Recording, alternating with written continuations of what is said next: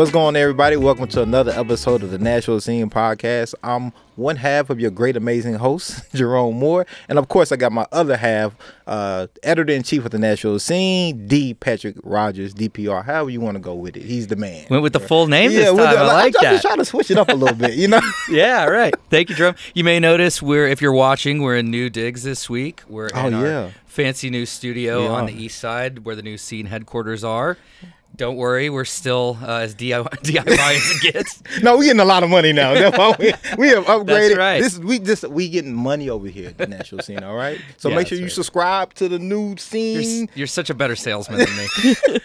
Yes, but here we are, and this week we have a wonderful guest, a longtime Nashville Scene contributor and author of Dynamite Nashville, brand new book from Third Man Books, Betsy Phillips. Thank y'all for having me. And I'm here with JD Vance's ex-girlfriend, so I hope y'all appreciate the couch. If you don't get that, please don't Google JD don't couch. Google it. At least not while you're at work. Betsy, thank you for being here. Thank you We're for so having happy me. to have you. A lot of people probably know you from your work for us. You're a longtime columnist with us. Yep. Do you remember exactly when you started? It's been... It was under the Pete reign. Under Pete Kotz's reign. Pete Kotz was editor, I want to say, around 2007 to 2008. Yep. So that puts you at about, 16, 17 years writing for us. Oh, criminy. You see your life flashing before your eyes? A little bit. A little bit. Well, editing your column every week, usually on Sunday mornings with a cup of coffee, is usually one of the highlights of my week. I love editing you. I love your voice for us. But we're here to talk about Dynamite Nashville. Will you say the full subtitle for us so I don't screw it up? Yes, it's Unmasking the FBI, the KKK, and the bombers beyond their control. That's such a good subtitle. Unmask. Show your face. Yeah, I love it. So, Betsy, you write a lot about civil rights era, integration era, Nashville history. When did you kind of have... Well, first, let's start with what's the book about, specifically the bombings that you're talking about. Right. So this is about 3 integration era bombings: the Hattie Cotton Elementary School in September 1957, the Jewish Community Center in March 1958, and then the home of Z. Alexander Luby in April 1960. Mm-hmm. Yeah, and these all happened in the space about 3 years, right? Yes. Yeah. And so you had been reading and researching about these things for a pretty long time, probably since before you wrote for us, I would imagine. No, actually, this is your fault. Because I had this idea in 2017 when Nashville Public Schools was like, we're going to bring back all of the first graders who integrated school and like celebrate them because it's the 60th anniversary. Mm-hmm. And I was like, well, then let's just say who did the Hattie Cotton bombing. Mm-hmm. Like, why should, okay, we're never going to have justice, but at least we can have the truth. So I started to research that. I thought it would take me a couple weeks. I was just expecting that I'd have to go up to Ashland City and talk to some racist, and then I would just write it for y'all, right, easy peasy. And then it did not turn into easy peasy. It was just 7 years later. Yeah, right, exactly. One big fight with the FBI, Dynamite. Yes, right, exactly. But yeah, no, it started out, and I say this in the acknowledgments that I really appreciate the scene and the scene readership for letting me work out a lot of these ideas in my column that then made it into the book. Yeah. So it's sort of well, when did you say to yourself, wait, I think this is a book? Or did you ever say that? No, I think that the moment I knew that there's something bigger here that's going to take more than just even a series of columns is when I got the FBI file for the Hattie Cotton bombing, and I was reading through it and I noticed that the FBI withheld witnesses from the police. And then the FBI got a confession. Somebody's my friend said he did it. Mm-hmm. And when they told the Nashville police were like, whatever.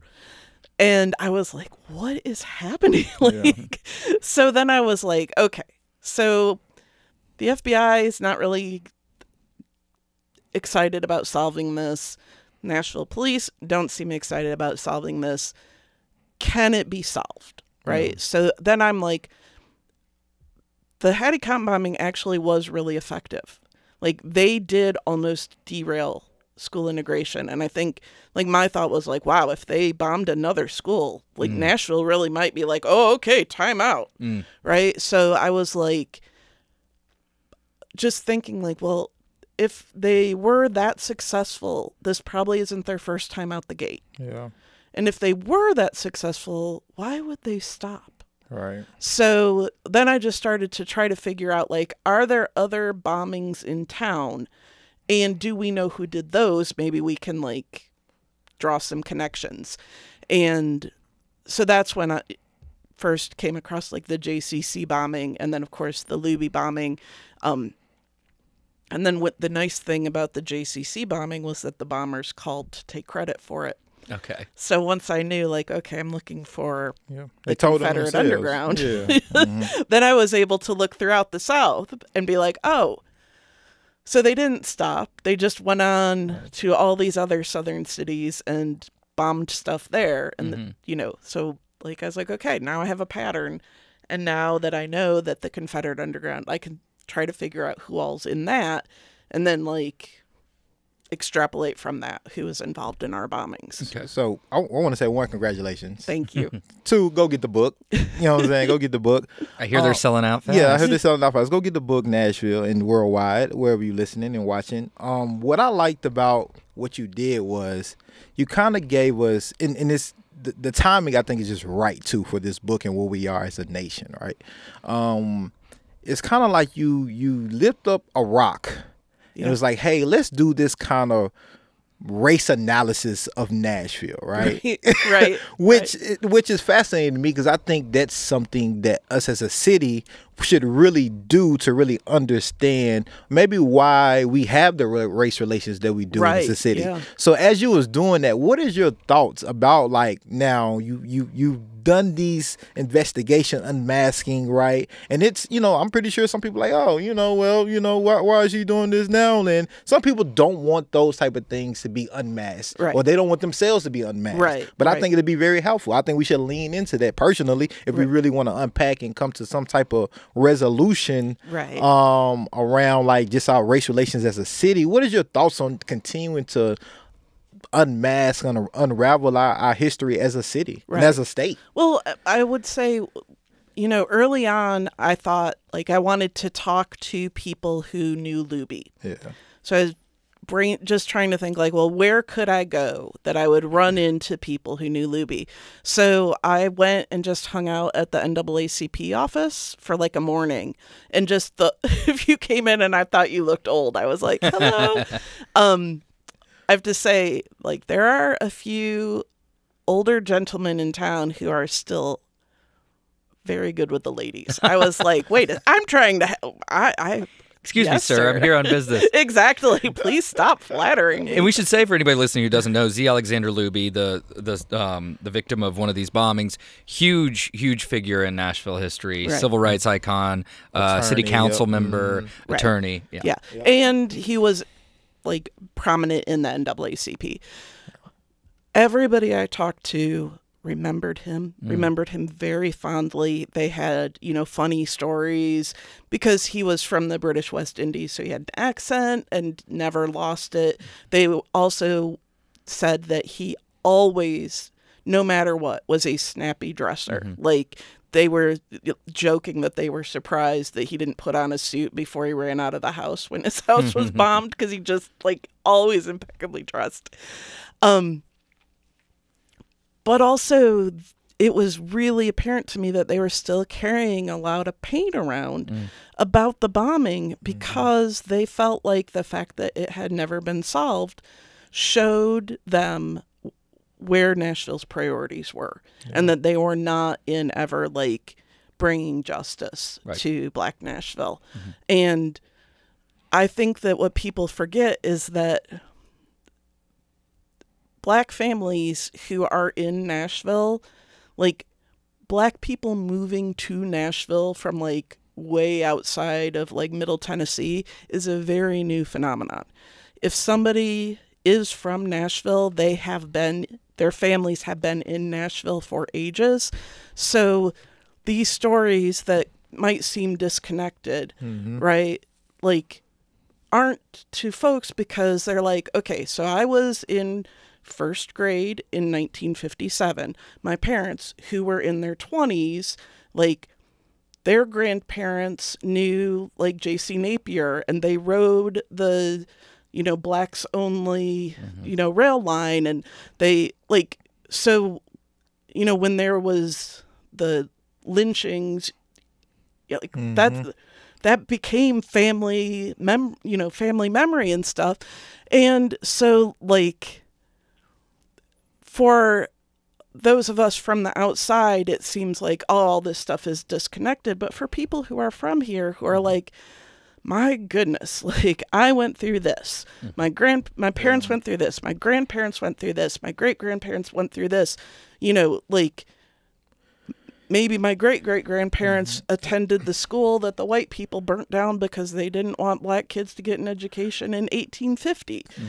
So, like, I think that having a sense of, like, no, families have these long histories, and these long histories inform how they feel about Nashville.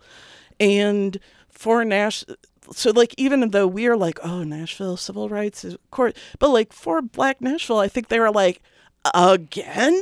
Yeah. And when they said again, they had in mind, this 150-year history, which is why I tried to start the book with, like, all of the violence that there had been all along the way against black education, because I really wanted people to see that, like, even if we as white people were like, oh my gosh, how could anyone blow up a school? Well, welcome to Nashville, where people are burning down schools, and, that's a Tuesday. It's funny how you talk about that, because that's exactly how my family talk about it. Like, being 2-3 generations here in Nashville, I had a grandmother that taught at Haynes. I had another grandmother that drove the school bus, right? And so it's like they talk about it in a way, it's kind of desensitized and jaded. Like, oh, well, this not really nothing. Like, it's like it's a big thing on the scale of things, but once it happens so often, it just becomes a part of your reality as a black person in Nashville. Like, oh, okay, well, let me go on to the next day, right? You're like, well, and so this was just as bad as it was the time before. So I got a pressing question for you right now, because you brought up the word justice and black people not getting justice. Then, do you feel like black people get justice today in Nashville? No, I don't. Just, and I say that as an outsider. I respect if people have different opinions. I think black people still have a hard enough time getting the truth, let alone getting, like, real justice. I mean, I've been thinking about this, in terms of, like, the Covenant shooting, and that, Jackie Clemens' mom is having, and bless her, like, what a amazing person, but she has basically had to transform herself from just, like, somebody into like crisis counselor, advocate for victims, somebody who's willing to fight with the city. Like, how is this, like, okay with people? Like, this is a person who should not be in this situation. And the fact that, like, she had to lose her son under such circumstances, and then she doesn't even get to just be a grieving mom. She has to step in because there's not even, like, anybody else to do what she's doing to help other people go through this. It's just like, imagine, if she were paid what that is worth to our city, if she were paid that value, like the amount of change that she's made. And the amount of good that she's done. And, like, I know that it would have been much harder for the Covenant parents if she had not stepped up to be like, hey, this is the worst thing. And for those who don't recall that name, Jackie Clemens, young black man who was shot and killed by Metro Police in 2017, maybe 2018. And his mother has been very central in conversations about police violence and especially in the black community. Violence interruption. Violence interruption. It's so striking talking about it being commonplace. A lot of us, at least I grew up reading about the lunch counter sit-ins, and it was all sort of a very sanitized version of race in Nashville. And it's like, it's great that we were at the center of civil rights, but like as, a little white kid being taught Tennessee history, I'm like, wow, neat, we got change. But it's like I wasn't learning about all of the violence that was happening throughout the South and specifically in Nashville in the black community, right? And of course, the building of I-40 and the decimation of black businesses in that part of the city just a decade later or something like that. Well, and that's one of the things that when you talk about justice, right?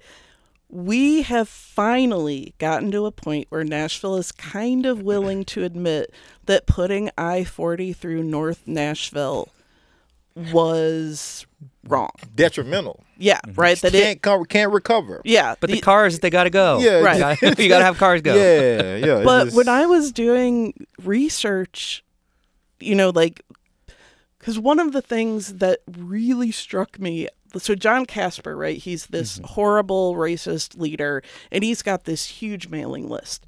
So I went through and mapped everybody on his mailing list where they lived in town. And what I found was, with the exception of I-40 through North Nashville, the interstates go through and they cut John Casper's followers off from majority black areas. And I was like, inner city. Yeah, it's like, is this coincidence? Like, this seems really weird. So I was just trying to understand, why are the interstates, not just 40, but all of them, why are they where they are? And I came across so many black leaders and pastors in the 70s who were like, you are turning our neighborhoods into ghettos. These are walls. You are building dead ends. Walls that keep us, you might as well just be put a fence around it. Yeah, you're building dead ends, traps. Yes, right, exactly. Yeah. And we for sure have never talked about how in the 70s, when supposedly everybody was desegregating, Nashville sat down and was like, how can we herd all the black people in town into 3 or 4 places and cut them off from everything else so they can't leak out. And the thing about this has always been my argument with that. Okay, we acknowledge it, but what's the economic recovery for that damage? Because that's what we're talking about, right? Right. And we're looking at what the city is today and what that could be worth economically. Right. To people who could have still had properties and grocery stores and businesses. Right. And so it's just cut a check and let us figure out the rest, but cut a check. Right. Yeah. And then give us that. That's Nashville. I mean, right? This is one of the legacies of slavery. Yeah. You driving down Hillsborough Road? Yeah. Okay. Yeah. Well, let every black Nashvilleian who's been here for 7 generations put up a toll. Right. Start paying them, everything that we have in the city, we have because originally white Nashville forced black Nashville to do it for free. Yeah. And that's why if we ever did a real racial analysis of economic, social, wherever you want to do it, it wouldn't look pretty. No, right. But I think personally it would help us move in a better direction because we would just have things there that say, okay, now we understand the root and the foundation systemically of these things. Now we have a better plan, or we can put together a better plan to correct it. Right. And that's okay. It's like that we can acknowledge it, and then now let's figure out solutions to it. Right. But right. Hey. Well, and that's the thing. Obviously now that I've spent so much time with white racists, and they're always like, "Well, I don't want to be blamed. I don't." And it's like, nobody's blaming you for what your ancestors did. But we have to know what happened and be honest, so that all of us who are now stuck in the world that they built and left us can deal with it. And that can't happen if we're just let's pretend nothing's wrong. Put on blinders, And that leads into, we got to wind down here in a second, but something I wanted to end on. I want to end on this very exciting bit at your book release event just a couple of weeks ago. Mayor Freddie O'Connell came and introduced it, and he made a pretty cool announcement. Do you want to share what that was? Yes. So he announced that the city is reopening the cases. And then he also announced that they're going to look into record retention and make sure that they're actually retaining these records correctly. So that was wonderful. Yeah. Also, I have to tell y'all that it was especially hilarious because, like, scene higher-ups were out of town at an awards thing. Yeah. I don't know where Cav was, but Steve Cavendish from the Banner was not there, which is fine. That's all right. He's probably watching like cricket or something like right, that. Exactly. Rescuing another puppy, who knows. But so from my perspective, like, I'm sitting up on stage, you know, the mayor's doing his thing, and I see all of these media folks from all across town whip out their phones and just start texting. And I'm like, that's right, broke some news. And then over the weekend, I got to break the news that they've assigned Mike Rowland to be the detective who looks into these cold cases, which is also really exciting. He's a Metro Nashville Police Department cold case detective, homicide detective, with quite a bit of experience and involvement in other cold cases that have been very high profile. Yes. So he seems like a really good fit. Yeah, and everyone I've talked to about him says he's great. So, you know, I'm feeling really optimistic about that. And, you know, like, my hope, I don't think that anybody who did this stuff is still alive, but I do know, for instance, that there were students at Pearl who saw the bombers and tried to come forward and were not, like, just were not taken seriously. Pearl, not Pearl Cone. Yes. I know it's a difference. For all my Firebirds out there, I just had to make sure. I went to Pearl Cone. She's talking about Pearl. All right. But, you know, it would be nice if those folks are still around to at least be able to extend gratitude of, like, you know, I'm sorry that we were a bunch of douche canoes, but you tried to do the right thing. Thank you. You know, like, and with the benefit of decades later, you know, maybe some of those relationships can be, you know, renewed or patched up. And, you know, there was a little bit of chatter on social media when we broke that news. It's like, why now? I'm like, that's a great question. Why not in 1960? You know, it's like, why now? Because better late than never. Well, this is one of the, like, to me, the most baffling thing. Because if you look back at that time and all the stuff that, first of all, everyone in Nashville was blowing everything up all the time. It was a bomb-heavy time. Yeah, you could get a stick of dynamite for $0.25. So if you had any kind of dispute with your boss or your employees, like, just imagine, like, Patrick and I get in a fight. I'm like, pay me more. I can't pay you more. And then, like, I blow up his porch. Yeah, like, what are we doing? It was, you know, I mean, there's a lot of lead paint back then. People were a little, people made rash decisions. Right.